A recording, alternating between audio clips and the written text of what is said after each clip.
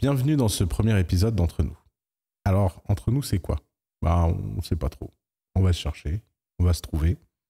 Mais ce qui est important pour moi, c'est de vous ouvrir un autre horizon. Alors, un peu différent de ce que vous pouvez voir d'habitude sur les podcasts, etc. Puisque on va faire cet épisode en duo avec Basile.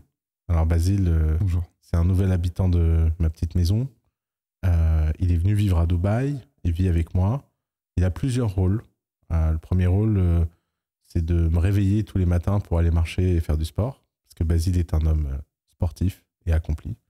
Alors, pour que je me sente pas trop, pour pas qu'il se sente trop seul, je vais faire du sport avec lui.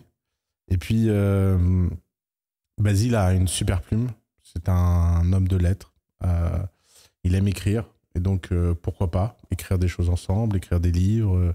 Basile est aussi un monteur, réalisateur. Il sait utiliser des caméras, il sait utiliser des logiciels. Vraiment, homme de main à tout faire. Pratique, sans doute létal, mais ça, on n'en parlera pas trop. Ce qui nous intéresse aujourd'hui, dans ce premier épisode, c'est de faire connaissance avec Basile. Et puis, rentrer tout de suite dans le vif du sujet. Basile va nous raconter sa première semaine à Dubaï. Ça fait une semaine, là. 2, mais c'est pas grave. Deux semaines. 2 semaines. 2 semaines. D'une intensité. Ça m'a paru être une semaine, Ouais, tellement c'était bien. Et donc, il va nous raconter ses 15 premiers jours à Dubaï, ses 15 premiers jours dans la vie d'Oussama. Et puis, on va voir s'il y a des surprises, des fantasmes, des choses qu'il a entendues, qui nous font réfléchir. Voilà, bienvenue dans Entre nous. On est juste entre nous. Mettez-vous à l'aise. Mettez-vous très à l'aise. Écoute, merci d'être là et de regarder ce premier épisode, et merci à Oussama pour cette intro légendaire. Donc j'ai plus besoin de me présenter, ça c'est un gros avantage. On va pouvoir rentrer dans le vif du sujet. Effectivement, on est à 2 semaines qu'on est revenus ensemble de France. Ah oui, c'est vrai. Après un court séjour dans ton domaine, dans ta cachette normande. Oui, d'ailleurs, c'est toi qui as fait les vidéos sur Christophe Delaune. Exactement. Et qui a tourné la deuxième petite tout en restant avec un petit iPhone. Avec un petit iPhone, mais Christophe suffisait à remplir. Ouais, ça, c'est sûr. Du coup, 2 semaines qu'on est à Dubaï, 2 semaines que je suis entré dans ton cercle privé, extrêmement privé. Et donc je fais des petites découvertes progressives sur des choses qui te concernent, des choses qui concernent ta vie, ton travail. Pour que ce soit aiguillé un minimum, lance-moi sur un thème. Ouais, alors et je te dirai ce que j'ai découvert et sur quoi on peut raisonner. Qu'est-ce qui t'a le plus surpris? Qu'est-ce qui m'a le plus surpris? Bonne question. Il y a trop de surprises. Ce qui m'a le plus surpris... Alors, est-ce que tu as eu des surprises déjà? Oui, une par minute à peu près. Donc, non, la chose qui m'a le plus surpris, te concernant vraiment, si on reste sur toi, depuis qu'on est ensemble, avant même de débarquer à Dubaï, c'est la disponibilité. Ça, c'est un truc qui m'a un petit peu frappé. Un personnage haut en couleur de l'histoire qui nous réunit aujourd'hui, qui s'appelle Sofiane Pamar, qui est artiste, pianiste, conseiller, vizir, on ne sait pas. Ouais, alors pour la petite histoire, c'est Sofiane qui t'a fait rentrer dans ma vie. Exactement. C'est un complot entre vous. Exactement. Sofiane qui a toujours pas compris que j'étais potentiellement un agent du renseignement et que j'essaie. Mais c'est pas grave. Peut-être que si. On ne sait pas. On ne saura qu'à la fin. Sofiane, il m'avait prévenu, il m'a dit, tu verras, il est toujours dispo. Et en réalité, quand je te parle de la disponibilité qui m'a surpris chez toi, c'est pas par rapport à moi, c'est par rapport à tout le monde en fait. C'est-à-dire que je te vois répondre à des mails, à des messages, à des WhatsApp. Au début, je me dis, ça doit être des gens, des potes, des frérots, des gens avec qui il est extrêmement proche. Et en fait, plus j'avance, plus je me rends compte que non, des fois, c'est des gens totalement random.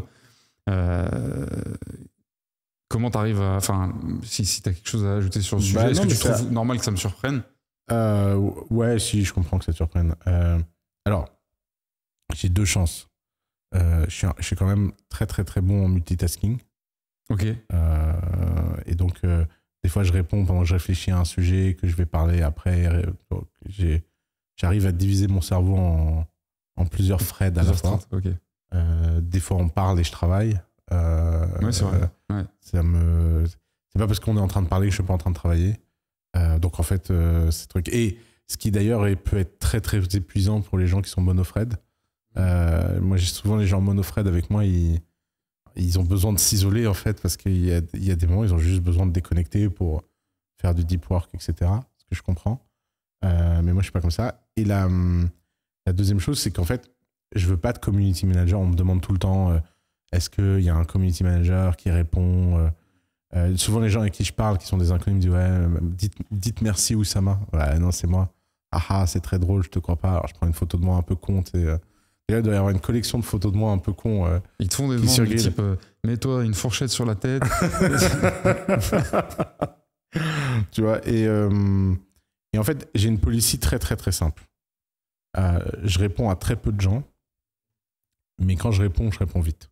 D'ailleurs, si vous m'écrivez et que vous m'écrivez, que ce soit sur LinkedIn, Instagram et ça, si je vous ai pas répondu en 24 heures, il est fort probable que je vous réponde jamais. Par contre, il m'arrive de répondre à ça. Et je préfère une gestion de ma communauté de la façon qui est que je suis disponible, pas pour tout le monde, mais seulement pour les gens qui me font kiffer. Et de cette façon, ça me permet de rester celui qui s'en occupe. Parce que si je devais répondre à tout le monde, ça me prendrait des dizaines et des dizaines d'heures par jour, ce serait même pas possible. Mais par contre, tu vois, scroller, sentir une photo... en fait, ce qui est assez dingue, c'est qu'il y a très peu de messages par jour qui me donnent envie de répondre. Tu vois, je scanne un peu comme ça mon WhatsApp, mon truc. Et en fait, les gens à qui j'ai envie de répondre, c'est toujours évident. C'est toujours évident. Ils ont toujours... par exemple, un truc à la con. Tiens, c'est qu'il y a un grand mystère pour moi. C'est qui ces gens qui se disent je vais écrire à un mec que j'aime bien ou que j'admire. Ils ont un compte avec 0 follower et 0 following. Ils n'ont pas de photo de profil. Ils ont un nom éclaté au sol. Moi, par exemple, un de mes critères de sélection, c'est le pseudonyme Instagram. Ok. Je trouve ça très inesthétique de répondre à Boubou85. Je comprends pas. Ok. Il y a vraiment des gens qui ont pareil, la photo de profil, tu vois. Est-ce que en fait, t'es un vrai humain qui est en train de connecter avec moi? Ou est-ce que t'es une de ces racailles de l'internet qui se cache derrière énormément d'anonymat parce qu'il a trop peur de révéler qui il est ou ce qu'il fait? Et donc ça enlève 80% des messages que je regarde même pas. Et ensuite, il y a un truc tout con, c'est de n'être ni suceur de boules. Alors ça, ça crée chez moi une réaction antipathique, épidermique. Ça sert à rien de venir me dire des choses que je sais déjà. Et il y a deux stratégies. Soit je sens que tu as réellement besoin d'aide et c'est réel. C'est pas les mecs qui me demandent 300 balles pour s'acheter un iPhone ou je sais pas quoi. Ça marche pas. Sandrine, elle t'a raconté. Une fois, j'ai répondu à un mec et je lui ai donné rendez-vous et tout. Et j'ai été voir s'il venait au rendez-vous. Ah, donc le type t'a demandé. Il m'a écrit, il m'a dit ouais frérot, j'ai besoin de 1000 balles pour m'acheter un iPhone. J'ai dit ok, rendez-vous à Apple Store Opéra à telle heure, à tel endroit et on va voir si tu viens quoi. Et donc il m'a dit non, c'est pas vrai, tu vas pas venir. Je dis bah si, regarde, photo de moi et tout. Le mec est pas venu. C'est incroyable. Alors franchement, il serait venu, je lui aurais acheté son iPhone. Ah, juste pour le culot. Bah écoute, si tu nous regardes, c'est que t'es passé à côté de mon iPhone. Ok. La plupart des gens qui te connaissent et qui sont passés sur LinkedIn, s'ils sont observateurs, ils ont remarqué ce que tu as mis en title. LinkedIn, c'est Looking for Singularities. Ouais. Et je pense que j'ai cramé que tu étais tout le temps en train de regarder. Donc je pense que quand tu parles de scroller les messages, là, alors c'est plus au feeling. Je sais pas comment tu fonctionnes exactement, mais je pense que tu cherches. Tu sais que tous les jours, il peut y avoir une petite pépite qui te tombe dessus. D'où le fait de ne surtout pas mettre un filtre. Un community manager. C'est ça, exactement. Oui, parce que qu'est-ce qu'il va trouver c'est ça, la vraie passion de ma vie, c'est les singularities. Je suis un collectionneur. J'aime les timbres. J'aime le fait de collectionner les personnalités uniques. Ok. Et j'aime que mon entourage soit des personnalités uniques. Ouais. Pour repréciser un petit peu, c'est vrai que une première claque qu'on prend, alors avant de démarrer l'aventure Dubaï, etc. ensemble, on s'est côtoyés très, très brièvement. Ouais, alors, notre petite histoire quand même, parce qu'elle est marrante. Elle est pas si petite que ça.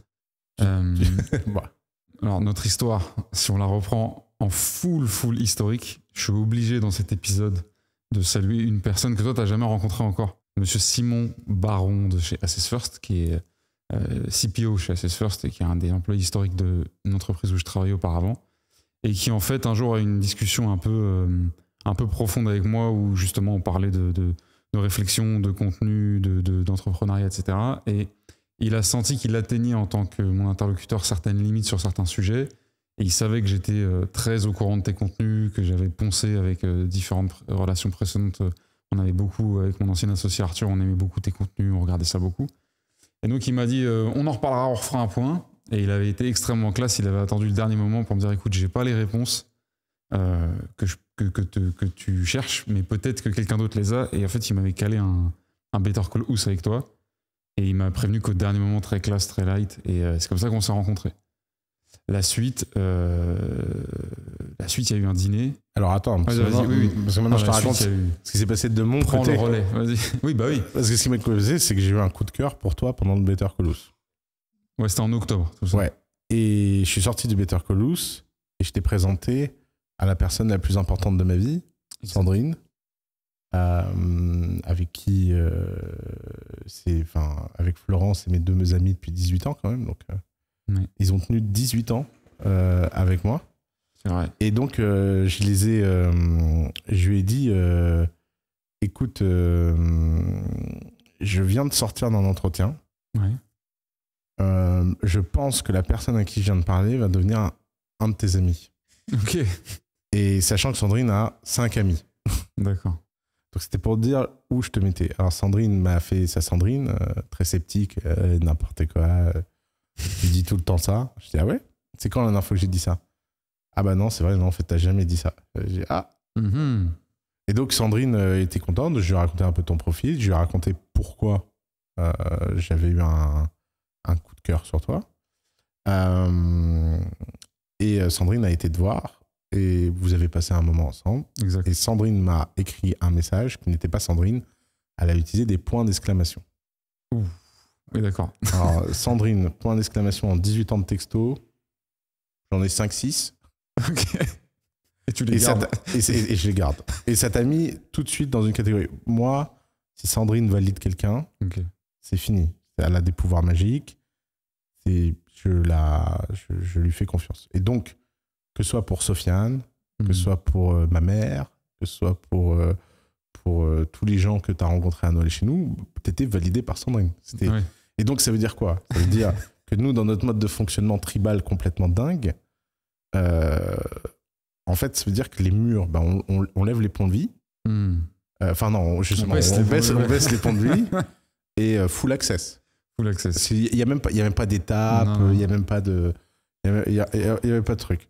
Et donc, très naturellement, on a fait quoi? Sandrine est passée du temps avec toi. Moi, je suis passé à Paris pour 24 heures. On a dîné ensemble. Et je t'ai fait une blague sur LinkedIn où je t'ai dit, tu veux pas écrire... je sais plus quoi, il y avait un post et je dis, tu veux pas écrire pour moi? Ouais. Et j'ai dit à Sandrine, a vu cette blague? Et elle me dit, putain, ce serait une super idée. Effectivement. Et là, je me suis dit, attends, donc le mec, il est validé en termes de spirit. Maintenant, il est validé en termes de compétences. Ça commence à faire beaucoup. Et donc, moi, je raconte ça à Sofiane. Oui, Sofiane Pamar. Comme ça. Et on t'invite à venir passer le Nouvel An avec nous. Pour le coup, les gens invités au Nouvel An chez nous, c'est vraiment le... C'est ce que j'ai compris, ouais. C'est ce que j'ai compris. Tu rentres dans Je m'attendais, j'avais dit à ma femme, écoute, c'est incroyable, Oussama nous invite, parce que tu m'as pas invité que bien moi. Sûr, proposé que ma femme vienne avec moi, mais je me suis dit, écoute, tu dois y avoir un certain nombre de monde, ça parle d'un domaine, donc je me dis, écoute, pourquoi pas quelques dizaines, vingtaines de personnes? Et effectivement, pas du tout, non, c'était un cercle extrêmement intime. T'as quand même fait la cuisine avec ma mère le deuxième jour. Exactement. Levé à 6h du mat avec ma mère qui t'a fait chier en disant c'est très bien mais c'est pas assez petit. Ouais, pour vous donner un ordre d'idée, sa mère c'est de toute façon c'est une personne sur qui on pourrait parler pendant des heures et qui est incroyablement un personnage, mais on a fait un déjeuner libanais, un featuring de déjeuner libanais, Oussama, sa maman et moi. Et j'ai commencé à couper les tomates pour le taboulé. Et elle est juste venue me rectifier en me disant « Ça, c'est bien, mais plus petit, c'est mieux. Et c'est parti. Et c'était tout. C'est l'ambiance, c'est l'ambiance de mon éducation. Exactement, j'ai très bien compris. Donc, ouais. Et donc, voilà. Et donc, à Noël, Sofiane s'est dit, mais attends, c'est génial. On va créer un mécanisme où en fait, Sofiane t'embauche, mais tu bosses pour moi. Ouais. Et puis, et moi, je t'embauche sur un autre sujet. Et en fait, tout ça, ça a pris une bonne alchimie. Très vite. Hein, Sofiane que je connaissais pas avant ce passage à Blon. Pour la petite histoire. Et on se demande qui a infiltré qui. Hein. Ah ouais. Ouais, c'est vrai que Sofiane... alors, la petite histoire, c'est que toi, tu t'étais fait avoir par des calls que tu n'avais pas prévu d'avoir quand je suis arrivé au domaine. Donc, tu étais obligé de... Ah oui, alors ça, putain, il faut que... Non, pour la petite histoire, petite parenthèse, il m'arrive de mettre des journées off Better Call Saul, notamment pendant les vacances. Et des fois, alors moi, j'ai un toc, c'est que j'ai besoin que mon agenda décrive où je vais être, ce que je vais faire, vraiment à minute, parce que moi, mon agenda, c'est mon journal intime. Il suffit que je remonte dans les années, je regarde un jour un événement, et je me rappelle du truc. Mais il faut qu'il soit noté, sinon, j'ai l'impression de vivre dans un trou noir et de ne rien avoir vécu, quoi. Et donc, il m'arrive souvent de supprimer les trucs où j'ai juste mis off de façon dégueulasse dans mon agenda pour pas que les Better Call Saul se prennent. Et j'oublie que les gens, ils sont au taquet.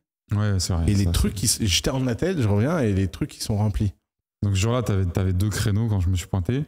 Donc, ton horaire était cool. Donc, moi, j'attendais tranquillement à côté. Il y avait ta maman qui était avec moi. C'était assez étrange parce que comme t'étais en call, on n'osait pas parler. On était assis l'un à côté de l'autre.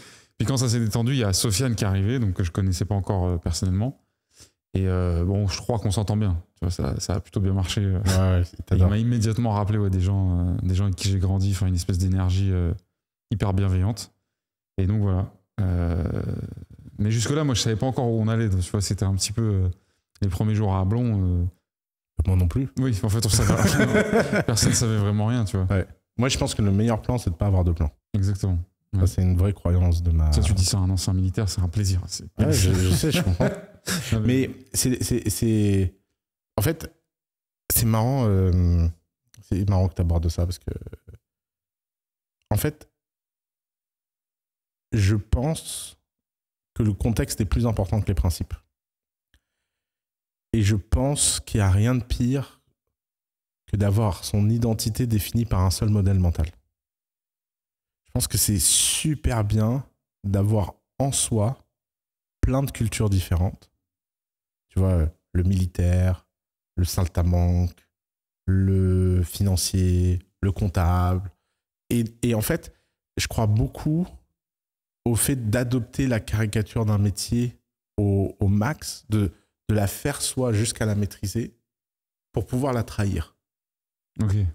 Le vrai niveau ésotérique de tout domaine, c'est de savoir quand est-ce que tu trahis ce que tu as défini comme étant une ligne infranchissable. Et si tu arrives à faire ça, et si tu arrives à avoir suffisamment de personnalité dont tu peux switcher, tu deviens indestructible. Parce que, en fait, tout modèle mental a ses limites. Par exemple, le modèle mental militaire, extraordinaire, discipliné, comprend bien les ordres, est capable de partir à l'assaut, toute la caricature qu'on peut avoir un peu bête d'un militaire, avec toutes les subtilités qu'il peut y avoir à l'intérieur. Ouais. Problème, qu'est-ce qui arrive le jour où tu dois prendre des décisions ? C'est un modèle mental qui fait paniquer.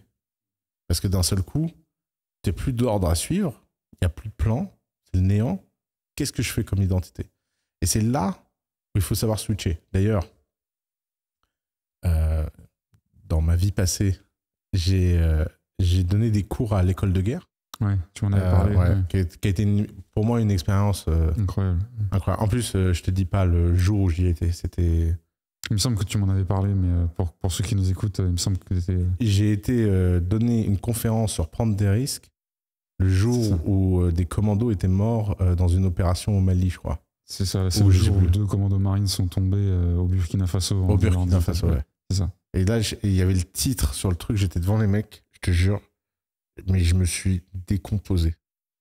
Décomposé. Prendre des risques, c'est ça. Ouais, c'est ça, prendre des risques. Et j'étais là, alors...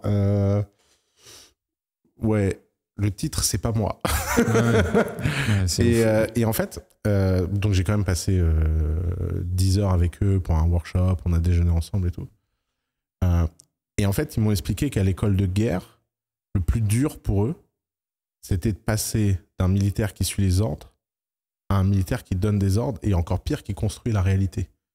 Parce que eux, ils me disaient, quand on est jeune militaire, on a l'impression qu'un ordre, c'est la seule chose qu'on puisse faire.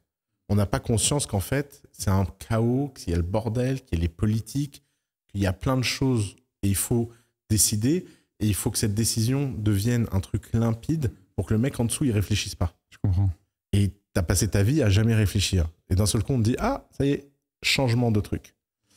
Et moi, j'ai dit au mec, si j'étais confronté à ce genre de problématique, en fait, ce que je ferais, c'est que j'adopterais une nouvelle identité. Il faut pas se dire, moi, je suis militaire et je vais devenir un mec qui de temps en temps prend des décisions. Il faut se dire, je vais prendre une identité caricaturale de gens qui prennent tout le temps des décisions. Et à partir de maintenant, ça va être mon identité. Dans ce job-là, tout ce qui était militaire, ma vie passée, ce qui me définissait, n'existe plus. Et je crois beaucoup au pouvoir de faire semblant pour devenir ce qu'on veut.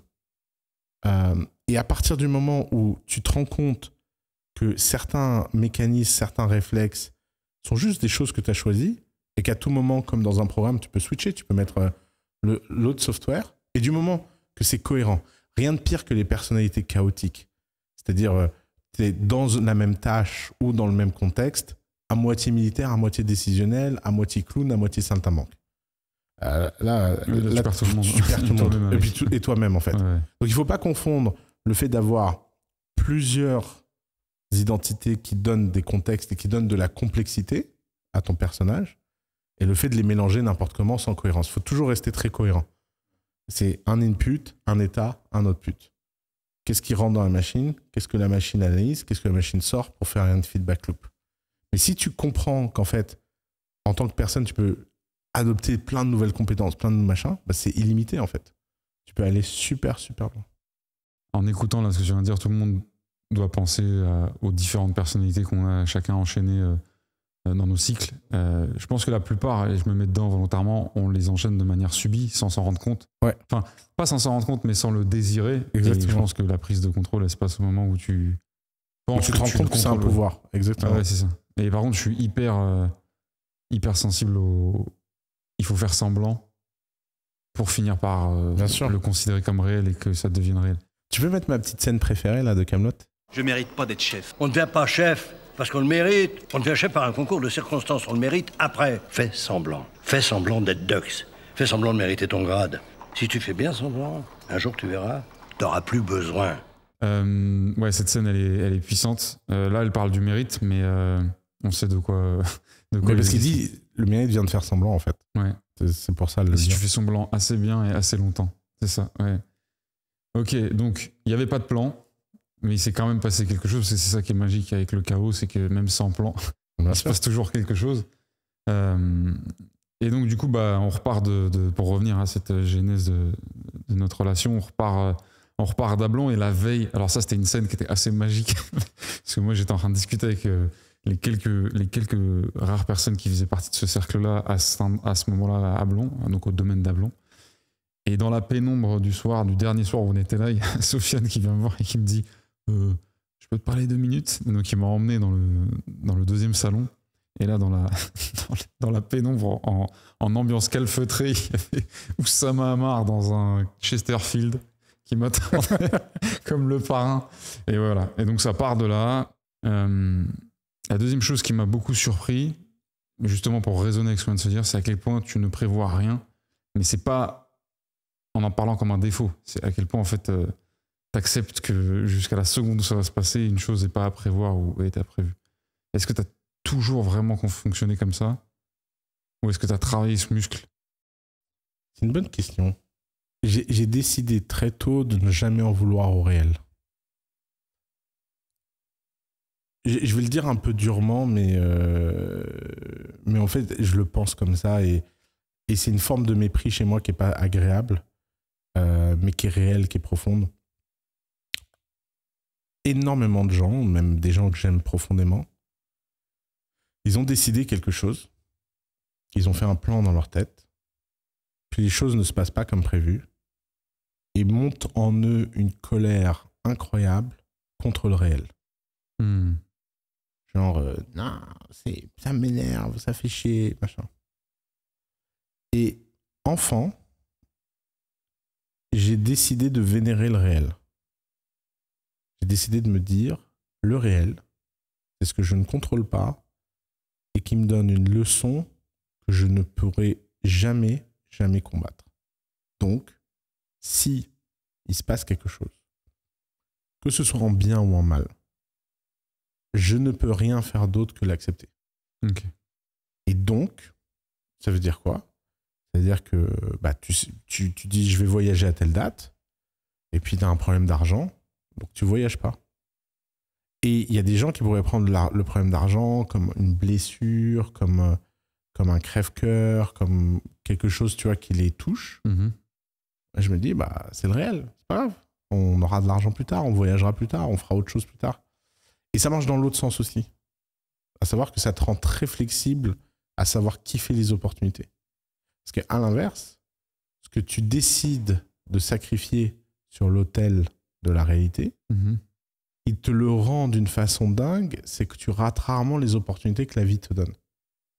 Et donc, t'es vendredi matin chez toi, il y a quelqu'un qui t'envoie un texto et qui te dit j'ai une table pour déjeuner à Noma dans les 4 prochaines heures, si tu veux venir, tu prends l'avion. Ouais. Et tu prends l'avion parce que tu te dis pas j'ai un agenda, j'ai des rendez-vous. T'annules les rendez-vous. Moi, ça m'est arrivé très très souvent dans ma vie d'annuler des journées entières. Les gens ils disent il est pas fiable, machin. Je vous emmerde. Moi, je suis fiable à moi-même. Ouais. Et en fait, mes engagements, si j'ai quelque chose de mieux, je suis désolé, je dirais. Et il y a des gens, ils vont mettre de la noblesse et des espèces de valeurs extrêmement puissantes dans des choses que l'univers leur a jamais demandé de faire. Prenons le fait de prendre un rendez-vous. Le fait de prendre un rendez-vous avec quelqu'un, c'est pas un dû.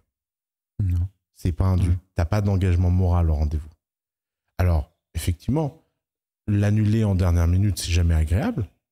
Mais si la personne a quelque chose de mieux à faire, pourquoi pas?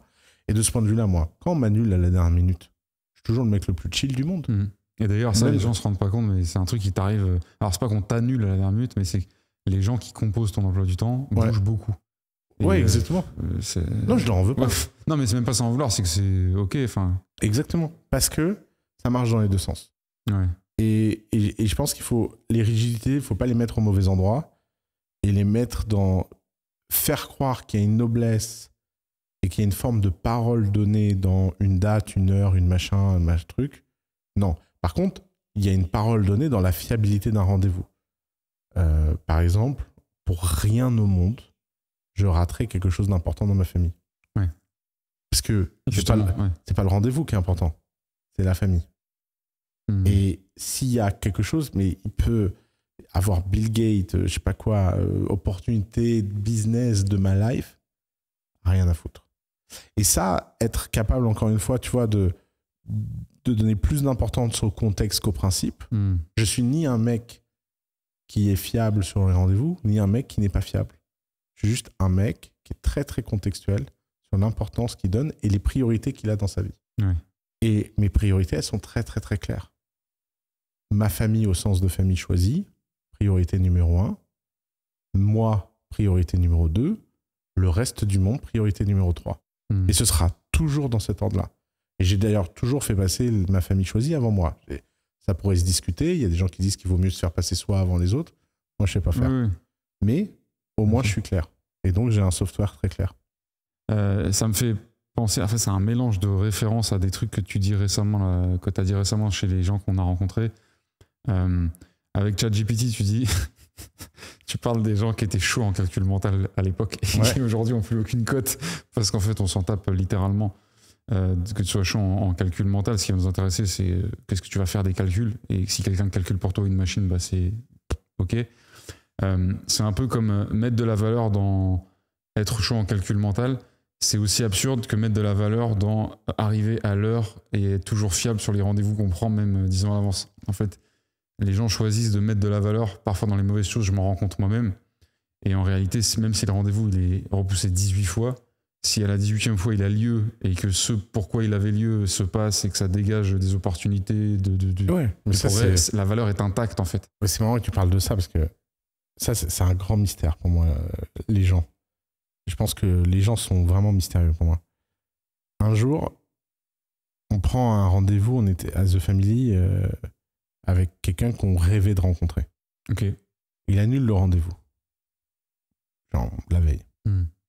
Prend un deuxième rendez-vous. Il annule le rendez-vous. Prend un troisième rendez-vous. Il annule le rendez-vous. Prend un quatrième rendez-vous. Il annule le rendez-vous. Puis, passe une semaine, 2 semaines, 3 semaines, et je me dis, tiens, c'est marrant, il est quand le rendez-vous avec X? Et là, mon assistante, elle me regarde, elle fait, non mais ça va, un moment, un peu de respect. Hein. Je n'ai pas repris le rendez-vous. Quoi? Mais pourquoi? Elle me dit, bah ça fait 4 fois qu'il nous annule, il se prend pour qui? Bah, il se prend pour qui il est. Déjà, premièrement. Alors, en fait, je vais t'expliquer la hiérarchie sociale de la situation. Monsieur X, moi, tu vois, regarde. Ouais. Elle me dit, non, mais faut... Je dis, si, prends le rendez-vous. Prends le rendez-vous, fais semblant de, tu vois, s'excuser, machin, prends le rendez-vous. Il annule, 5, 6 fois. Et la 6e fois, je le vois. Le rendez-vous s'est tellement bien passé parce que le mec était dans un niveau de culpabilité de m'avoir annulé 6 fois. Créer de la dette systématiquement. Dingue. Le mec, et en fait, moi, je savais que j'étais en train d'acheter de la dette. Et en fait, encore une fois, c'est un refus du réel. Tu peux te dire, mon planning, il faut que ce rendez-vous il ait lieu pour tel jour. Ok, ça c'est ton planning. Mais est-ce que c'est le planning du monde? Non. Donc, tu as continué d'avancer sur quoi tu as l'impact, et puis le reste, bah, tu t'attends. Ouais, c'est ça. Et moi, je suis un mec très impatient sur ce que je choisis, mais extrêmement patient sur ce qu'on m'impose. Et c'est le fait de vivre avec toi, avec les gens qui occupent la maison. Là, on a notre ami Arthur qui est juste à côté de nous, qui fait comme s'il n'était pas là, mais on te voit.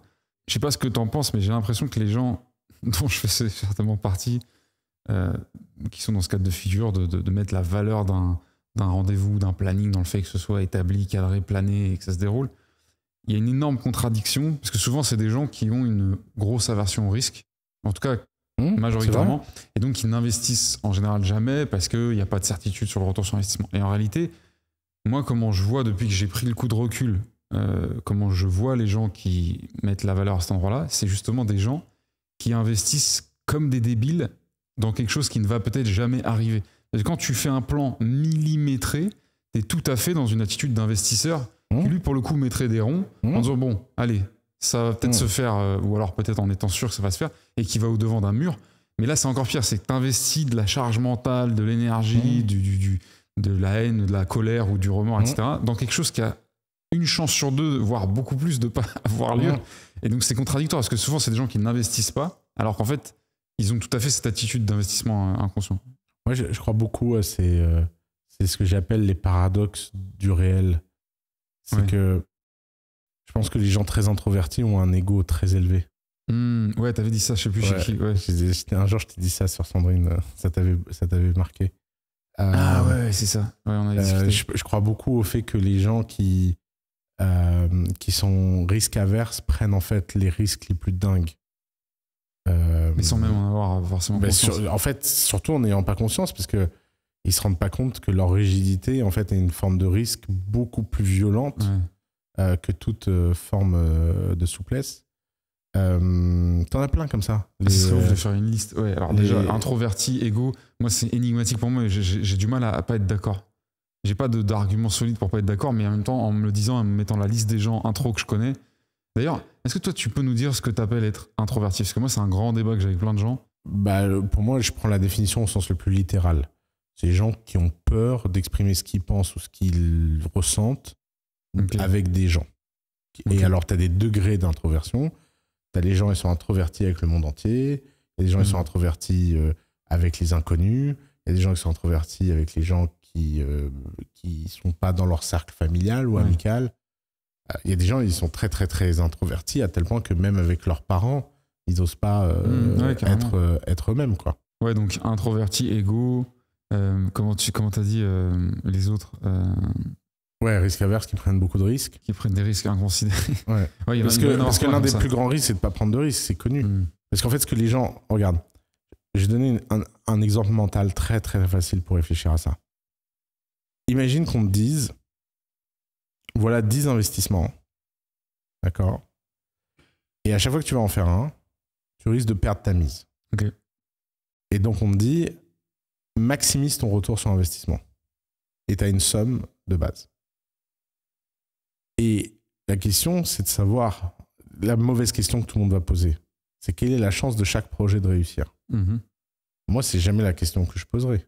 Il n'y a pas de réponse. Moi, la question que je poserai, c'est lequel des projets que je ne connais pas, c'est quoi son retour d'investissement théorique? S'il est supérieur à 10x, bah, je mets un 10e dans chaque. Parce qu'il vaut mieux perdre 9 fois et avoir raison une fois, que gagner une seule fois et de ne pas avoir déployé assez. Ouais.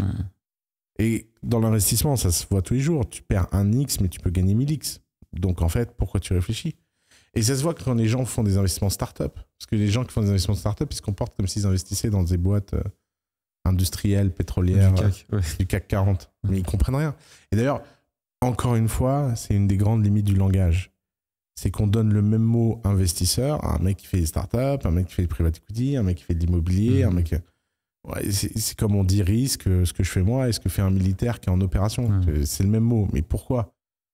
Si on appelait ça du bim badaboum, eh ben les gens se comporteraient différemment. Parce que les gens diraient, alors, t'as pris du bim badaboum cette semaine? Ouais, t'as bien bim badaboumé? Alors que là, on dit, alors, t'as pris des risques. Tu vois, ça fait flipper. Ouais, on déforme vite les périmètres des mots. Et c'est la même chose, en fait, pour avocat, tiens, un mot qui n'existe pas. Les gens disent, est-ce que t'as un bon avocat? Un bon avocat, pourquoi? Parce que moi, mon bon avocat qui fait tel sujet, il est très mauvais sur tel truc. Et donc, c'est à moi de savoir que dans ce cas-là, c'est plutôt cet avocat.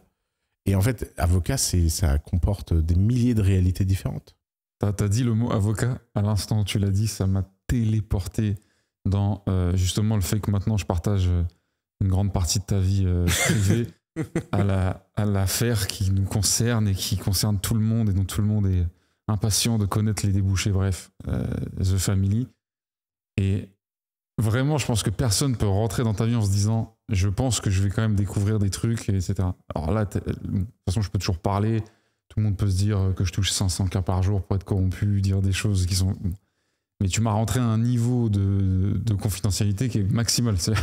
J'ai accès à 100% de ce qui se passe, qui reste dans le cadre légal, on va dire. Et en fait, j'étais presque déçu. Non, mais genre, vraiment, tu vois, genre, pas déçu, c'est pas le bon mot, mais... Non, parce que pour la petite anecdote, on devait prendre l'avion de Paris. Oui, c'est ça, on devait partir de Paris. De Dubaï. Je t'ai dit, on prend pas, on prend l'Eurostar, on va à Londres, on va passer la journée avec mes avocats à Londres. Et donc, t'as été dans la pièce avec mes avocats pendant 8 heures. C'était incroyable. Et donc, t'as eu à tout, t'as accès à tout. Et t'as vu tout. J'ai fréquenté très peu d'avocats dans ma vie, pour pas dire genre aucun. Je pense qu'en une journée, j'ai rattrapé mon gap. C'était incroyable. Enfin, c'était des gens tellement précis. C'est ça qui m'a le plus marqué. C'est la précision des gens. Et donc voilà, donc pour finir sur ce sujet-là, et je sais pas s'il y a de l'actu de ton côté, mais en tout cas, pour quelqu'un qui est rentré dans ta vie, bah, j'aurais adoré trouver des trucs ultra pétillants, croustillants, infâmes. C'est limite chiant en fait. c'est limite de l'administratif. Il y a rien à découvrir. Et voilà. Mais c'est un luxe d'avoir ce point de vue-là, je pense. Plein de gens, notamment pas mal de gens qui te détestent, qui aimeraient beaucoup avoir les insights, que je leur monnaierais très cher. Mais t'as compris quoi. Enfin, pas mal, on fera 50-50, c'est cool. Ouais, bah voilà. Ouais, donc voilà. Non, sinon après des choses qui m'ont surprise, la fraîcheur de Dubaï à la période où on est arrivé. Ah ouais, on est arrivé, ça c'est marrant ça. Quand je suis arrivé, on est revenu à Dubaï, il y a eu 3 jours de pluie, mais plus vénère que dans les pires automnes bretons où... Ouais, parce qu'en fait, ils ont un projet, c'est d'ensemer les nuages pour qu'ils pleuvent plus, et donc ils peuvent pas prévoir quand est-ce que la pluie arrive. Okay. Et ils ont besoin d'eau, en fait. Ils ont besoin de reforester le désert. Ils sont très sérieux sur le sujet. Et d'ailleurs, c'est ce qui rend fou à Dubaï, c'est que tu te dis, il y a un gouvernement qui s'est dit, bon, l'été c'est invivable, on perd des milliards. Ouais. Donc, on va changer la température. À Dubaï, quand tu arrives pour la première fois, parce que moi c'était vraiment ma première dans cette ville-là, c'est que c'est une entreprise en fait. Ah, c'est une entreprise, ouais.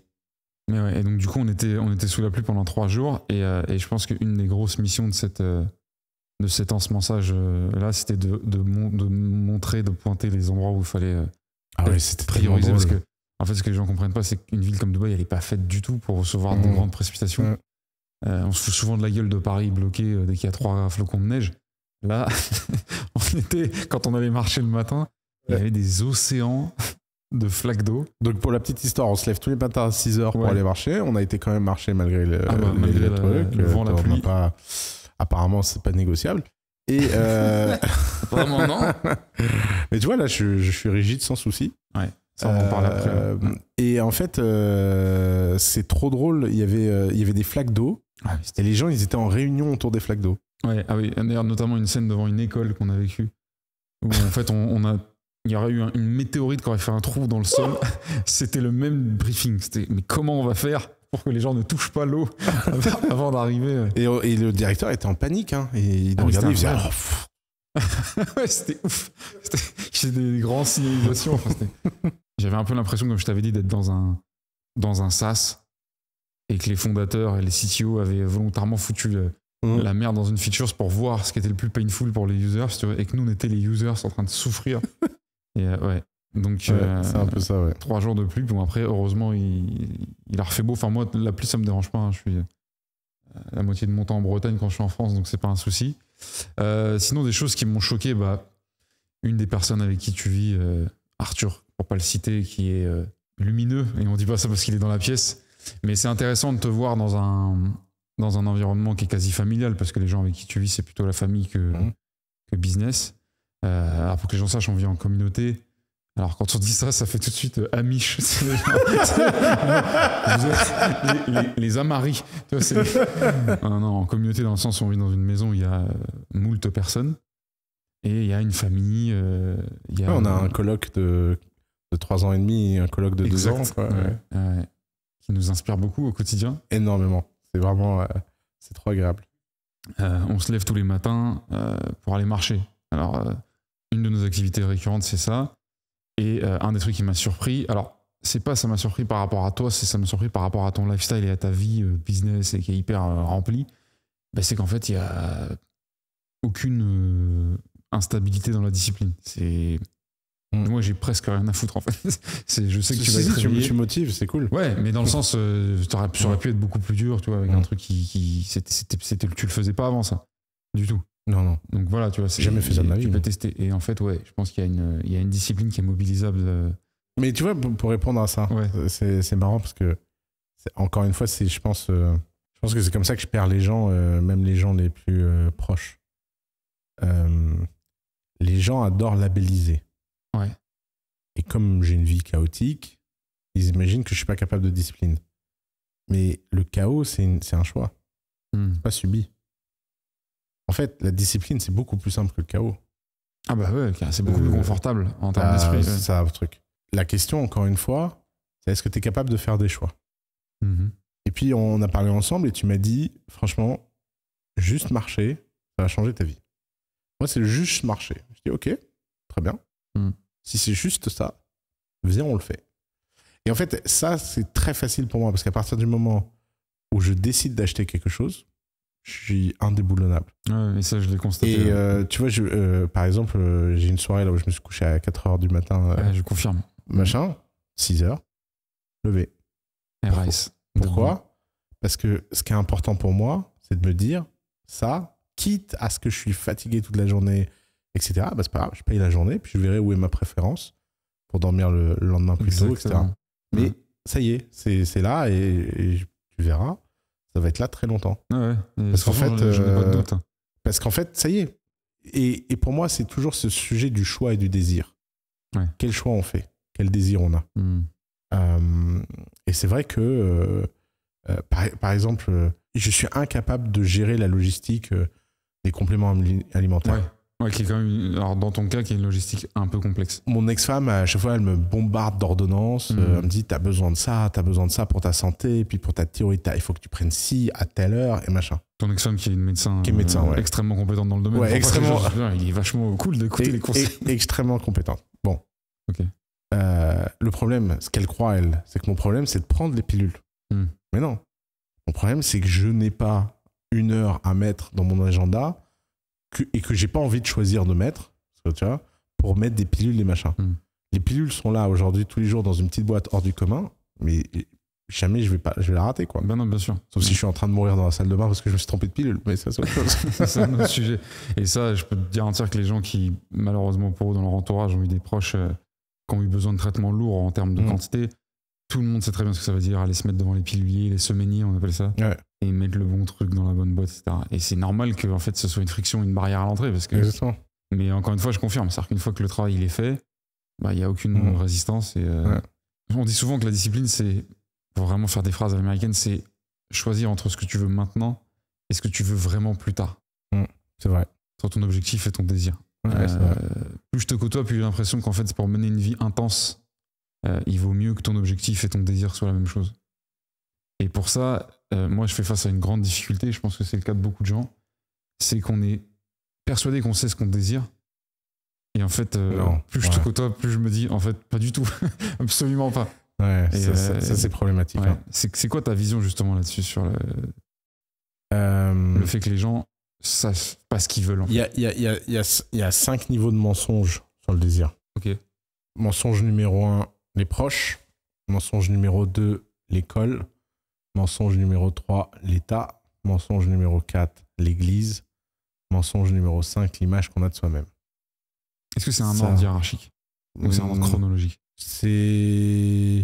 Disons que c'est un ordre d'importance. Ok. C'est des cercles concentriques. Le mensonge à toi-même, c'est ce qui englobe tout. Ça donne. Parce qu'il est composé par le reste. Ça compose le système. Je comprends. Je ne sais pas comment on passe de l'autre côté du miroir. Je ne sais pas comment on casse tout ça. On le brise et on passe de l'autre côté. Et on se dit, ça y est, j'ai décidé de vivre une vie qui n'était pas dépendante d'aucun de ces strings. Mais quand on le fait, la connexion qu'on a avec le désir, elle est immédiate. On sait exactement ce qu'on veut pas. Parce que qu'est-ce qui brouille le désir? C'est comme le désir, c'est un signal que notre instinct nous envoie pour nous dire t'es aligné, t'es pas aligné. C'est un super logiciel. Je veux dire, les gens en ont l'intuition dans les pratiques sexuelles. Tu vois, les pratiques sexuelles, il y a des choses que tu aimes et des choses que tu aimes pas. Et bizarrement, quand tu fais quelque chose que tu aimes, tu sens en toi toute une machine qui s'active. Tu sais immédiatement. Et t'as vraiment l'impression qu'au moment, et d'ailleurs, au moment où tu réalises une pratique sexuelle qui est vraiment alignée avec ton désir profond, le monde entier disparaît. Et ça, c'est la forme la plus pure de cet état animal. Et c'est une forme à laquelle on accède et on croit qu'elle n'existe pas dans d'autres domaines, alors qu'en fait, elle existe dans tous les domaines de la vie. La question, c'est comment tu as un alignement entre ce que tu veux, ce que tu peux, ce que tu fais. Et supposons que tu aies une pratique sexuelle chelou qui te turn on. Et ben, les gens sont capables d'investissement délirant pour ça. Il n'y a qu'à regarder Sex Room sur Netflix, cette série complètement barrée. Ce que des gens peuvent faire pour des fantasmes complexes, ça n'a aucun sens. S'ils faisaient 10% de cette énergie dans leur business, les mecs sont tous multimillionnaires. C'est évident. Mais premier bug, c'est qu'on dit que tout ça n'est pas la même chose. Oui, mais c'est pas sérieux. Non, si, en fait, c'est très sérieux. Tout est sérieux. Il n'y a rien qui n'est pas sérieux. Et donc, le problème, c'est que ce signal que tu reçois, le désir, il est brouillé par des choses. Et il est brouillé parce que chacun des trucs que je t'ai cités, la famille, l'école, l'État, l'entourage et toi-même. Tu avais dit l'Église, mais en fait, on peut plutôt parler de toutes les institutions. Exactement. Ils ont tous un intérêt à ce que tes désirs soient alignés avec les leurs. Parce qu'eux, ils ont des désirs. Et donc, la meilleure façon de brouiller ça, c'est de changer la définition qu'on donne à l'estime des choses. Donc, si tu te dis, mon désir, c'est A, mais que l'Église, tout le monde te dit, c'est mal, tu vas l'oublier, le désir. En tout cas, il va générer une culpabilité ou un décalage qui va être difficile. Exactement. Et là commence la fameuse lutte. Je ne sais pas comment on sort de cette lutte. Je ne sais pas comment on passe de l'autre côté. Moi, je sais le moment où je suis passé de l'autre côté. Tu vas nous en parler? Je pense pas. Tu penses pas? C'est dommage. Non, un jour on en parlera. Mais moi, cette expérience m'a fait passer de l'autre côté du miroir. Je te l'ai raconté cette semaine. Et moi, depuis ce jour-là, je n'ai plus jamais subi la pression du regard, quel qu'il soit. L'État, l'école. Sevrage. C'est comme si, en fait, j'ai été confronté tellement fort à ce regard et j'ai failli vriller avec cette pression tellement loin dans ma vie, tellement fort, que je me suis dit, mais attends, t'as vu à quoi t'as échappé? Je suis passé à... J'ai senti la frontière mentale, j'ai senti la dépression, j'ai senti le malheur, j'ai senti ce que aurait pu être ma vie à un pas près. Et tout ça, parce que les bonnes intentions de tout cet entourage, bah vas-y. et ça, en fait, et quand tu sais ce que tu veux, mais t'es indestructible. Parce que quand tu sais ce que tu veux, t'as plus de problème de gestion, tu vois, de la vie, tout devient limpide. D'ailleurs, sur la question du désir, j'ai l'illusion très souvent de savoir ce que les gens désirent. Ok. Et en fait, je suis souvent très surpris quand je creuse et que je découvre leur désir réel. Et c'est là où je me rends compte à quel point la toxicité de l'enveloppe sociale qu'on construit est telle que ça dérègle le radar. Ouais, ok. Parce que je pense avoir un bon lecteur humain, de mieux en mieux, disons, avec l'âge. Mais sur ça, j'ai toujours des surprises. Tu vois, par exemple, t'es avec un mec, tu penses que sa motivation, c'est l'argent. Et... Puis un jour, t'es dans un autre setup et il te sort une dinguerie. Genre, ouais, tu sais, l'argent, ça m'a jamais rendu heureux parce que, en fait, tu sais, quand j'ai fait ci, quand j'ai fait ça, tu dis, mais pourquoi tu fais pas plus? Bah non, je vais pas abandonner ce truc, ça gagne bien. Et d'ailleurs, j'ai oublié un élément de perversion du désir, c'est l'argent. Ok. L'argent comme conséquence de l'alignement de tes désirs, c'est libérateur. L'argent comme agent de corruption de tes désirs, c'est horrible. Ok, tu peux préciser ce que tu veux dire comme pour agent de corruption? L'agent de corruption, c'est tu n'aimes pas ton métier, mais t'es bien payé. C'est ça. Et là, tu n'es plus qu'un champ mort. L'argent qui est généré extra désir. Ouais, qui est généré par le désir de quelqu'un d'autre. Ouais. Qui t'a acheté. C'est ça. Et c'est trop dur. C'est trop dur. C'est clair. Alors que quand tu fais quelque chose que profondément tu kiffes et tu gagnes de l'argent, cet argent-là, il est magique. Ouais, c'est clair. Et tu le vois pas du tout de la même manière. Tu le vois pas du tout de la même manière. Ouais. D'ailleurs, il y a cet adage argent mal gagné, argent mal dépensé. Je ne crois pas que ce soit ça le proverbe, quelque chose comme ça. Argent mal acquis, argent... bien mal acquis... Ouais, profite pas, ou je sais pas quoi. J'ai pas Mais j'aime bien ce proverbe parce qu'il y a une intuition, c'est qu'en fait, le proverbe est beaucoup plus large que ça. Ouais. C'est que la nature de l'acquisition de l'argent détermine la nature de cet effet positif ou négatif, toxique ou non toxique sur ta vie et ton entourage. Ouais, c'est ça. Et là, ça me fait penser à la condition. Un des trucs qui est le plus complexe à gérer pour moi depuis que je t'ai rejoint, c'est le mindset du salarié. Peu importe mon profil, mais il parlera à beaucoup d'autres. On a tous eu des aléas dans nos vies, mais en général, quand on a été majoritairement salarié, même des gens qui sont que trentenaires et qui ont 10-15 ans d'activité, ça laisse une empreinte cérébrale qui est extrêmement forte, mentale plus que cérébrale. Bien sûr. Qui est extrêmement forte. Et aujourd'hui, je ressens la corruption que ça peut avoir sur les désirs, sur la conscience de désir et l'alignement. Et je pense que tant qu'on sort pas, on se rend pas beaucoup compte. Non, c'est vrai. Avant de conclure ce tout premier épisode d'Entre nous, qu'est-ce qu'on prépare sans faire de plan, mais est-ce que t'as des trucs qu'on aimerait faire, que t'aimerais faire? Nos désirs. C'est quoi nos désirs? Moi, je sais pas. J'aimerais bien commencer à écrire des choses qui resteront. Ok. À cette ère de TikTok et où personne se souvient de qui a dit quoi, où, quand et comment. C'est même bien les gens qui l'ont dit eux-mêmes. Surtout les gens qui l'ont dit eux-mêmes. Je trouve que c'est pas mal de commencer à mettre des choses je suis d'accord. sur le papier. Les paroles s'envolent, les écrits restent. C'est peut-être ce que les gens qui nous regardent se demandent. Est-ce qu'on va se retrouver dans un autre épisode d'entre nous? Est-ce qu'il y a... Ouais, j'espère bien. On verra bien. Il n'y a pas de modèle. On verra si tu survis une semaine. On verra si je survis. Et donc voilà, on espère que ça a été audible, ça a été intéressant. Et surtout, faites attention, tout ce qu'on s'est dit là, ça reste entre nous.